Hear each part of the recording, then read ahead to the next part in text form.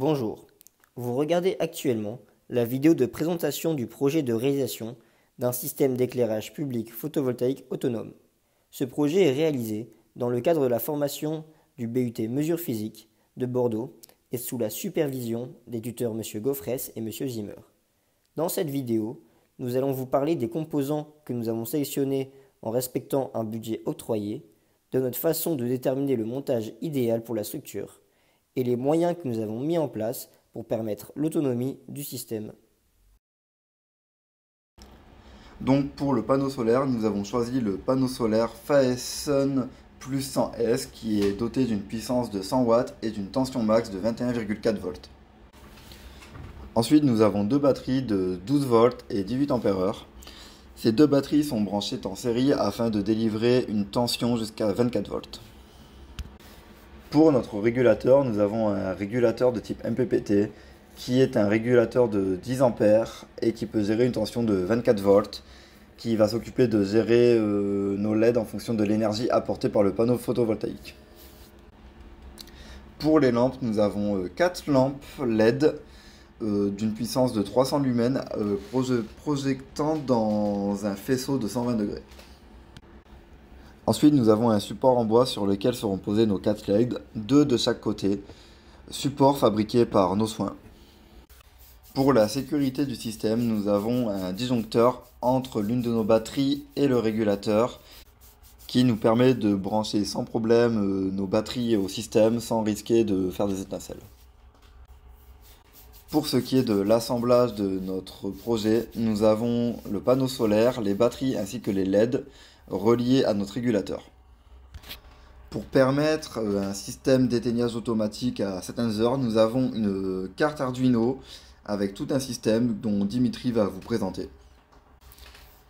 Pour tout composant fragile et nécessitant d'être à l'abri de l'humidité, nous possédons un bac en plastique Magnus.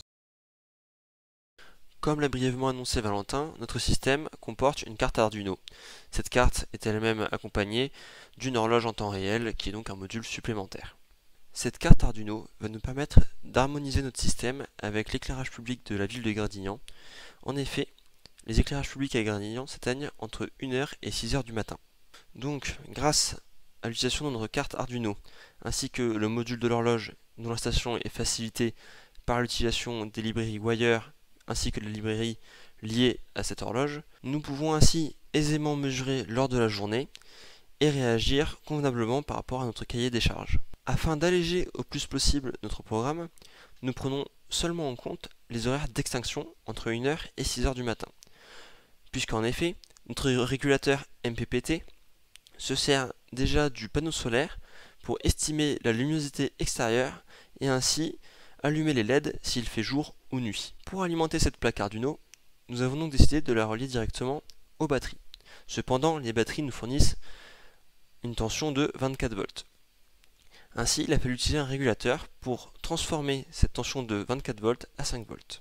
Évidemment, notre Arduino ne peut pas fournir une tension de 24 volts aux lampes. Ainsi, il est nécessaire d'utiliser un MOSFET qui agira comme un interrupteur, actionné ou non par notre Arduino en fonction de l'heure de la journée. Nous avons donc dû s'intéresser à l'inclinaison optimale du panneau solaire. Nous avons pour objectif d'obtenir l'angle parfait pour notre panneau solaire. L'angle parfait correspondrait à un angle d'inclinaison situé entre le panneau et le sol qui nous justifierait un rendement idéal. L'ensemble de nos calculs ont été réalisés avec les données géographiques de l'UIT Mesures physiques de Gradignan.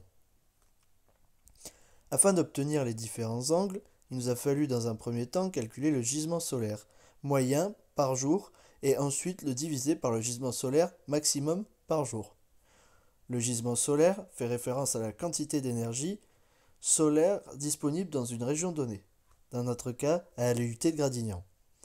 Nous avons donc pu établir, avec de multiples recherches, les formules suivantes: le gisement solaire ainsi que le gisement solaire maximum.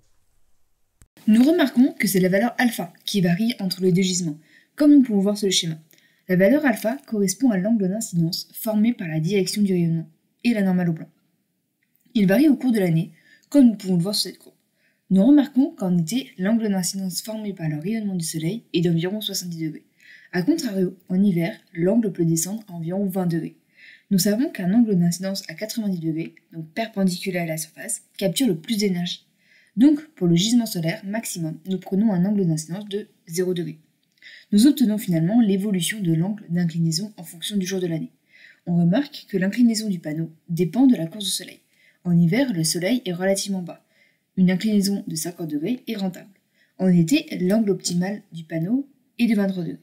En conclusion, nous prenons un angle de 40 degrés. En effet, cette valeur englobe un maximum de points, qui représente l'angle optimum journalier. Ce projet de 3e année de BUT Mesures physiques a comme aboutissant une exposition au congrès des projets tutorés de l'IUT. Le temps mis à disposition a été de 14 séances de 8 heures, réparties dans les 2 semestres. Nous avons trouvé que le temps mis à disposition correspond bien à la charge de travail demandée. Les étudiants participant à ce projet étaient soit en filière initiale, soit en alternance, mais la coopération s'est tout de même très bien passée. Nous avons apprécié réaliser ce projet tutoré et nous tenons à remercier l'ensemble de l'équipe pédagogique pour ces années passées à l'IUT Mesures physiques.